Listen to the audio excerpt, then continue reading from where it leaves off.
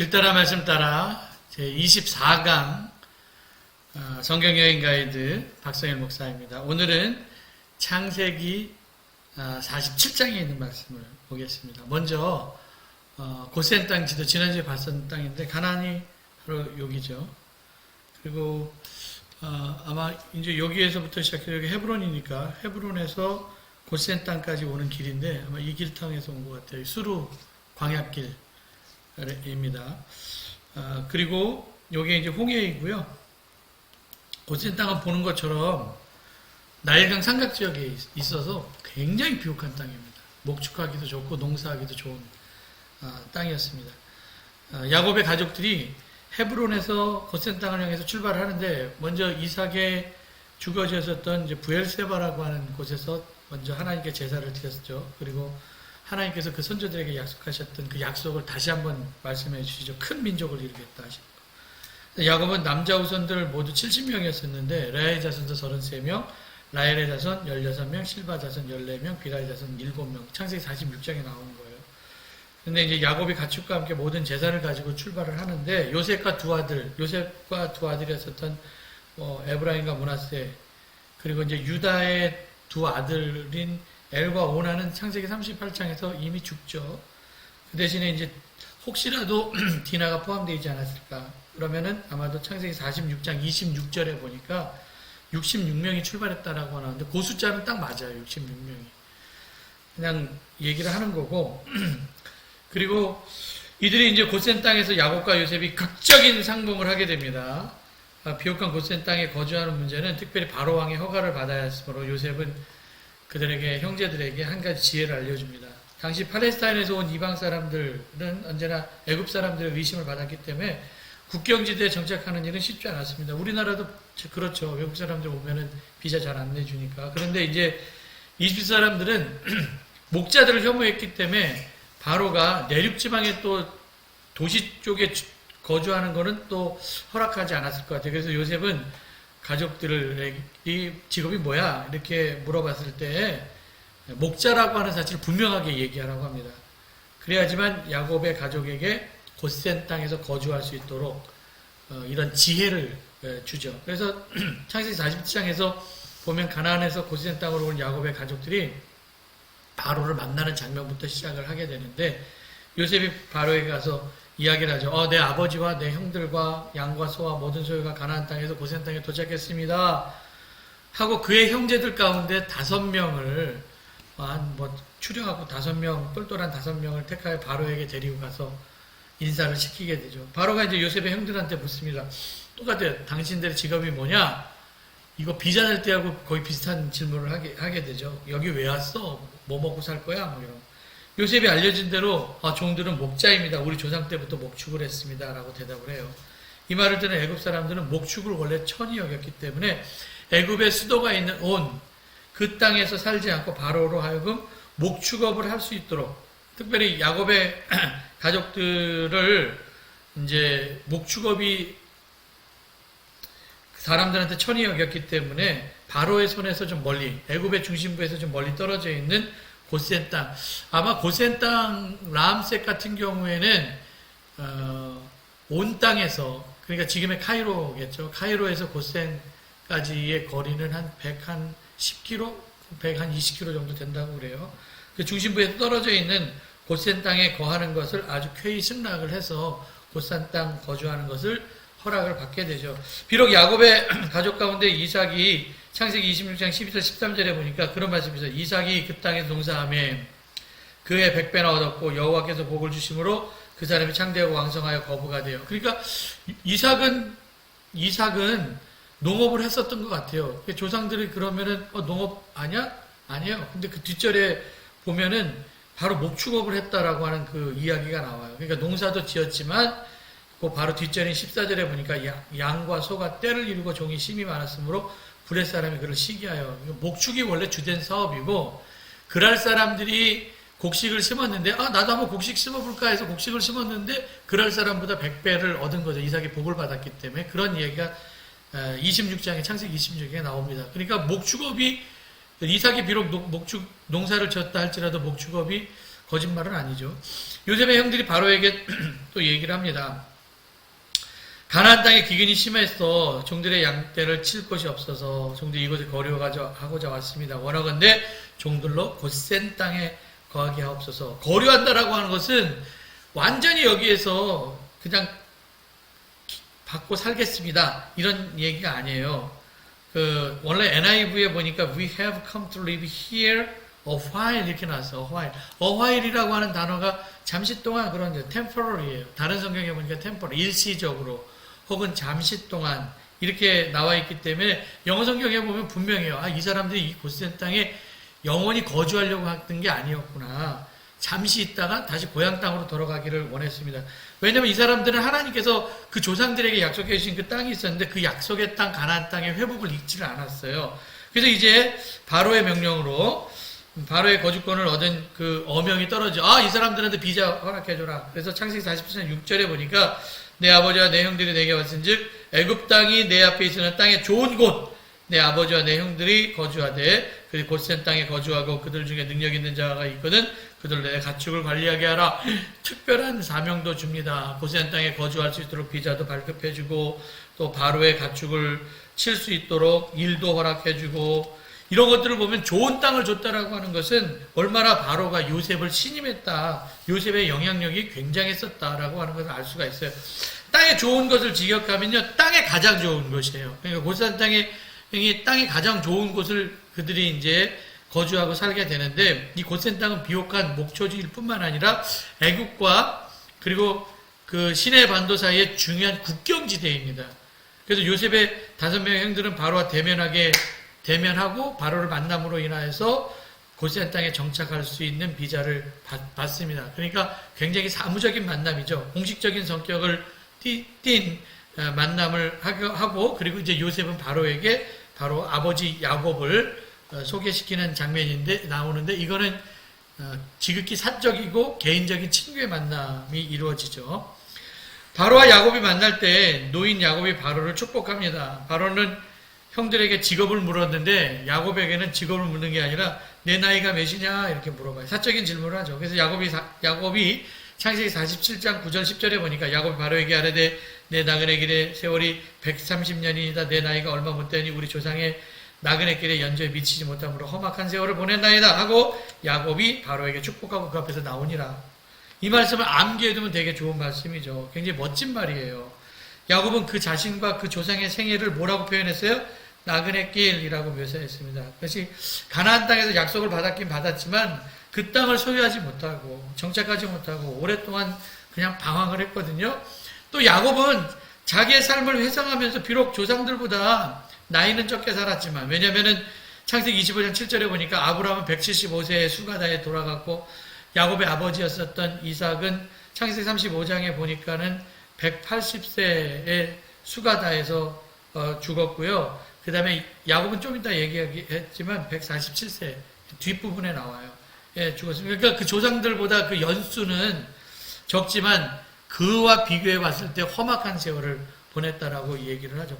그의 험악한 세월을 산 것들을 보면은 원래 뱃속에 있을 때부터 험악했죠. 그냥 형 뒤꿈치 잡고 나오고 축복권 때문에 팥죽 팔고 또 부인 둘이 있어갖고 힘들었고, 그리고 또 축복 대신 받고 도망치고 사랑하는 아내 라헬이 일찍 죽고, 그 다음에 세겜에서는 디나가 좀 잘못된 일을 당하게 되고, 또 요셉이 죽었다는 소식을 듣고 얼마나 험악한 세월을 보냅니까? 그러니까 그냥 말 그대로 축복권 때문에 갈등하고 바다나는 도피해서 고향으로 돌아왔는데 아들 속임수로 22년간 요셉과 생이별하고 1년의 이런 과정들을 이렇게 보니까 난 참 험악한 세월 살았어. 이렇게 살다가 창세기 47장 28절에 보니까 야곱의 나이가 나오는데, 야곱이 애굽 땅에서 17년을 거주하였으니 그의 나이가 147세라 하면서 숨을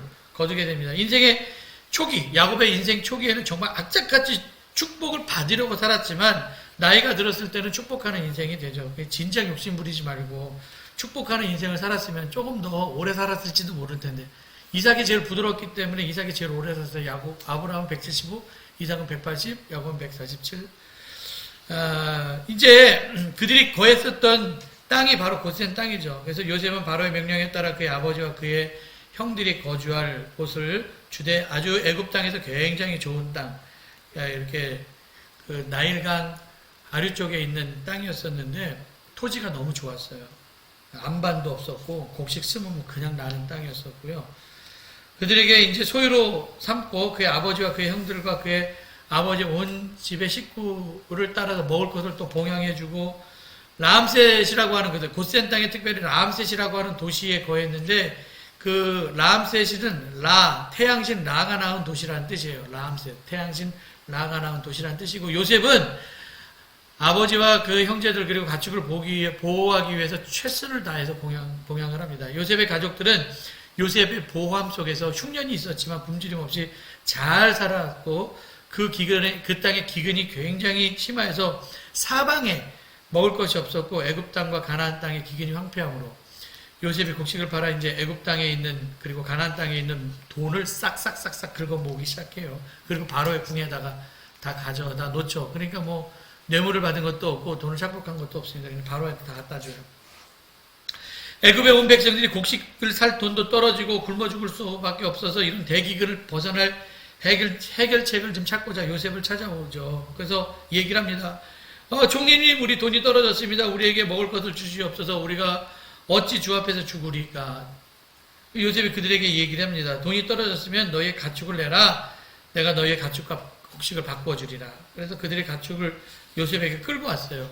그래서 요셉이 그 말과 양떼와 소떼와 뭐 나귀를 받고 그들에게 가축을 해서 이제 곡식을 나눠주게 되죠. 사실 그냥 나눠줄 수도 있었을지도 몰라요. 그런데 지나친 온정주의, 이거 온정주의잖아요. 온정주의는 부모와 자식 간에 뺏기 해당이 안 돼요.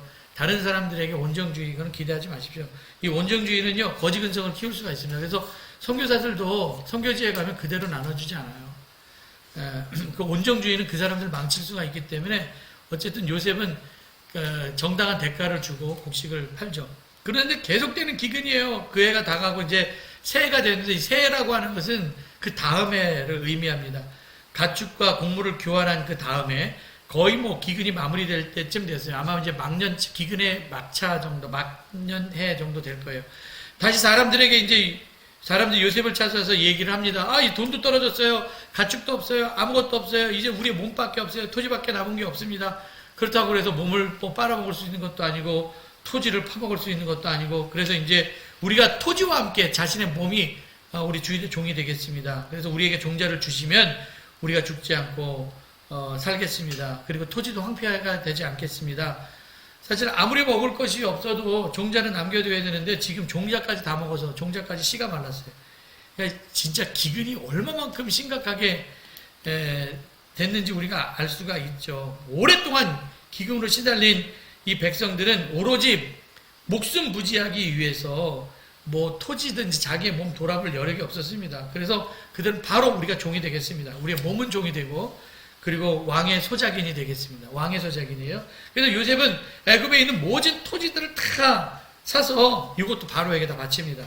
애굽의 모든 사람이 기근에 시달려서 각각 토지를 팔았고 땅이 이제 다 바로의 소유가 돼서 국고로 들어오게 된 거예요. 요셉이 자기 주머니 채우지 않았죠. 그래서 왕과 백성들 사이에 조정 잘해서 나라가 가질 정당한 이익을 가지고 백성들이 굶어 죽지 않을 정책을 피게 됩니다. 그래서 백성들이 쉽게 식량을 공급할 수 있도록 또 이것저것으로 이중책을 잘 펴고 또 애굽의 제사장들은 공무원들처럼 바로에게 녹을 받았기 때문에 제사장들의 토지는 건들지를 않았어요.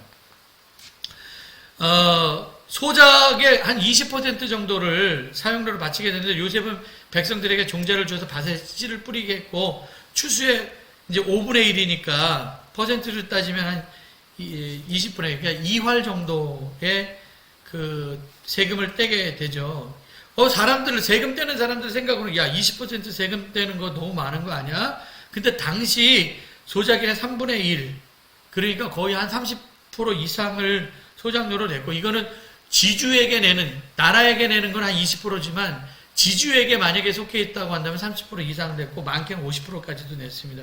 그래서 요셉의 세금 징수는 백성들에게 부담을 주지 않는 부당한 것은 아니었고요. 그냥 20% 나눠주고 80% 니네가 가져 이렇게 되는 거거든요. 80% 생각하면 괜찮은 것 같죠. 우리나라 해방 직후에 1945년도 10월 16일 날 북한의 이제 좌익과 우익의 연합 정치체제 평남인민정치위원회가 북한 농민들 민심을 사기 위해서 공산당이라고 하는 것들은 다 토지를 국가로 소유하는 거 아닙니까? 그래서 토지개혁을 하는데 그때 개혁이 37개혁이에요. 37개혁이라는 게 뭐냐면 민심을 얻게 하기 위해서 우리가 70 갖고 공산당이 70 갖고 그 소작하는 사람이 30% 갖고 이거 70년 전에도 20이 아니라 30%를 줬는데 민심을 얻게 하기 위해서 이게 37개혁인데 요셉의 토지정치 개혁은 지금부터 4,000년 전의 일입니다. 내일 먹을 양식이 없어 몸과 땅을 팔아야 하는 농민들에 비해 국고에 곡식이 셀 수 없을 만큼 쌓여있는 요셉이 사실 협상할 때 유리한 테이블이었었죠. 그래서 요셉이 이집트 백성들에게 20%의 세금을 부과했다는 것만으로도 요셉이 백성들을 학대하고 뭐 계약을 저지른 이런 공산당이나 혹은 뭐 제국주의로 보기에는 요셉의 2.8 조치, 2대8 조치거든요. 농민들에게는 굉장히 유리한 조치다라고 생각을 하시면 될 것 같아요. 이런 토지개혁 이후에 토지가 국가로 귀속되어서 기존의 소작인들은 과거에는 지주한테 붙어서 높은 토지 사용료를 주고 궁핍하게 살았는데 이제는 토지개혁을 요셉이 다시 한 후에 20%만 나라에 바침으로 먹을 것에서 이 빈곤에서 벗어날 수가 있었습니다. 그리고 또 생산의 인센티브가 발생할 수가 있죠. 그래서 소장인들이 열심히 일해서 생산력이 증대되면 그 생산력 증가된 것마다 그냥 자기가 얻을 수 있는 인센티브가 있잖아요. 그래서 더 열심히 일했습니다. 근데 대주주들은요, 토지개혁 이후에 더 이상 소작인들에게 지대를 받을 수가 없어서 자기들도 일하지 않으면 먹고 살 수 없게 되어서 불로소득에 기대어 사는 그런 유한계층의 계급의 삶을 청산하고 부자들도 열심히 일할 수밖에 없게 만들었다는 거예요. 이와 같은 정책에 백성들이 요셉에게 와서 얘기를 하기를 창세기 47장 25절에 아주 굉장히 중요한 얘기. 이건 백성들이 요셉한테 와갖고 하는 얘기입니다. 주께서 우리를 살리셨사오니 우리가 주께 은혜를 입고 바로의 종이 되겠나이다. 보호자, 피보호자의 관계가 된 것이지 약탈자와 수탈자의 관계는 아니었습니다. 감사하다고 그러잖아요. 은혜 입은 것에 대해서. 이러한 당시 상황 속에서 애굽 백성들은 그 요셉의 선정에 아주 감복하여서 그의 종이 되겠다고 스스로 제안을 하게 됩니다. 그 26절에 보면 토지법이 나오는데 요셉이 애굽의 토지법을 세우매 그 5분의 1이 바로에게 상납되나 제사장들은 토지는 바로의 소유가 되지 않고 오늘까지 이르렀다. 이를 간략하게 토지법을 요약하면 그거예요. 최소한의 개인 토지를 제외한 대부분의 토지는 국유화가 되었다. 이게 첫 번째고, 두 번째, 예외적으로 제사장 계급의 토지는 제사장은 토지를 소유할 수 있었다라고 하는 것이고, 그리고 이제 세 번째, 토지를 경작하여 소득원으로 삼는 대신에 토지 소산의 5분의 1을 그러니까 20%만 세금으로 바쳤으면 됐고 80%는 니네 먹어라라고 하는 거죠. 그래서 야곱의 가족들이 고센 땅에 거주하면서 생업을 얻어 이제 생육하고 번성했고, 야곱이 애굽 땅에서 17년을 거주했고 그의 나이가 147세가 되어서 죽을 날이 가까운 것을 알고 요셉을 불러서 유언하는 얘기가 마지막 장면이에요. 그래서 요셉은 지금 현재 나이가 야곱 147세, 그럼 요셉이 17살에 붙잡혀와서 거의 한 22년 동안 생이별하고 만났잖아요. 그리고 이제 10년이 흘러서 다고 한다면은 뭐 요셉의 나이는 한 49, 50 정도? 뭐 그 정도 됐을 때 아버지가 이제 마지막 유언을 하게 되죠. 야곱은 요셉에게 맹세의 방법으로 손을 허벅지 사이에 넣고 맹세하라고 이야기를 합니다. 이게 창세기 47장 29절에 보니까 내 손을 내 허벅지 아래에 넣고 인애와 성실함으로 내게 행하여 애굽에서 나를 장사하지 아니하도록 하라. 야곱의 요구는 간단해요. 내가 이제 죽게 되는데 여기서 나 묻히고 싶지 않아. 내 고향 땅으로 데리고 가. 그러면서 그런 유언을 해요. 옛날에 이 환도뼈 사이에 넣으라고 옛날 성경에 보면 환도뼈 맹세라고 옛날 성경에 나와 있는데 지금 허벅지 사이에 넣으라고 그렇게 얘기를 하고 있는데 이거는 남자의 생기를 붙잡고 하는 맹세에 대한 이야기죠. 이 맹세는 창세기 24장 2절에도 보면 나와 있어요. 아브라함이 자기 집의 모든 소유를 맡은 늙은 종에게 이르되 청하건대 내 허벅지 밑에 손을 넣으라. 그러고서 맹세를 하죠. 그래서 이삭의 신부값을 구하러 보내는 그 종과 그 늙은 종과 아브라함이 맹세하는 거. 그러니까 너 내 눈을 가지고 이삭의 아주 알맞은 신부감 갖고 와야 돼. 너 맹세.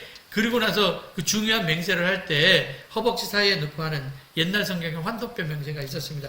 야곱의 유언은 내가 조상들과 함께 눕거든 30절에 그렇게 나와 있죠. 너는 나를 애굽 땅에서 메어다가 조상의 묘지에 장사 지내라. 뭐 그런 이야기입니다. 근데 조상 땅에 나중에는 조상 땅에 묻히고 싶었죠. 그의 할아버지 아버지가 묵혔던 막벨라 굴에 묻히게 되는데 창세기 23장에 보니까 아브라함이 자기 부인 사라를 장사하기 위해서 해쪽 섬으로부터 샀던 막벨라 무덤이 있었잖아요. 그래서 요셉은 그래서 창세기 50장에 보니까 아버지의 말씀대로 행하리라. 그래서 아버지의 말씀대로 창세기 50장에 헤브론으로 향하는 야곱의 장례식 행렬이 쫙 나와요. 그래서 미라로 만들어서 장례식 하는 거는데 창세기 50장 할 때 다시 하기로 하고 야곱은 요셉의 확답을 들었지만 그렇게 하겠다고 들었지만 맹세하라. 그래서 맹세를 해요. 그래서 이스라엘의 일이 야곱이 침상 머리에서 하나님께 경배하는 것은 끝이 납니다.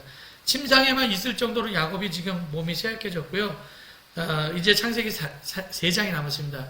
47장 했으니까 48장, 49장, 50장 이렇게 남았는데 48장, 49장은 야곱이 자녀들 축복하는 예언이 말씀이 나오고 50장은 야곱의 장례식과 요셉의 죽음이 나오고 창세기를 마치게 됩니다. 다음 주는 설날입니다. 새해 복 많이 받으시고 길다 말다 한 주 쉽니다. 설날에 한 주 쉬니까 그렇게 하시고 다음 주 말고 그 다음 주에 여러분들 만나기로 하겠습니다. 그러면은 돌발 퀴즈 내겠습니다. 야곱의 가족들은 고센 땅의 어느 도시에 거주했습니까? 아까 얘기했죠. 태양신이 라가 나온 도시라는 뜻을 가지고 있는 곳입니다. 라 땡땡이죠. 여러분들 어디일까요? 아시는 분들은 댓글을 달아주시기를 바랍니다. 그러면은 여러분들 다음번에 창세기 48장의 다음 시간에 만나기로 하겠습니다. 여러분들 새해 복 많이 받으세요. 건강하세요.